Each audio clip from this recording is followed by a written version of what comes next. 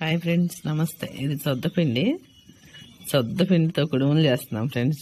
Salt, తినే soda, బెల్లం, water వేసుకొని ఇలాగ నానబెట్టాలి.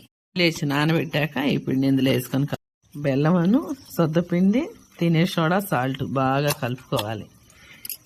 ఇవి రాగి ఆకులు, ఇడ్లీ పాత్ర ఇలా వేసుకోవాలి. ఇడ్లీ పాత్ర మీద తగినంత వాటర్ వేసి ఇలా ఇడ్లీ పాత్రలో పెట్టుకోవాలి. ఇలా ఇడ్లీ కుక్కర్లో పెట్టచ్చు ఫ్రెండ్స్, గిన్నెలో కూడా పెట్టచ్చు. చూడండి ఎంత బాగా అయినాయా. ఇవి సొద్దలయ్యి కుడుములు అనమాట. ఇది చాలా ఆరోగ్యం ఫ్రెండ్స్, చాలా బాగుంటుంది.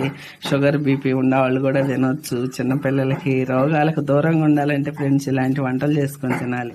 ఎంత బాగుందో చూడండి ఫ్రెండ్స్. ఇలా ముట్టుకోవాలి, చేతికి పిండి అతకపోతే అయిపోయినట్టు. ఇవన్నీ స్పెషల్గా చేస్తున్నా ఫ్రెండ్స్. నా వంటల అకౌంట్కి లైక్ చేయండి, ఫాలో చేయండి. ఇంకా యూట్యూబ్లో కూడా పెడుతున్నా ఫ్రెండ్స్ పెద్ద పెద్ద వంటలు చూడండి.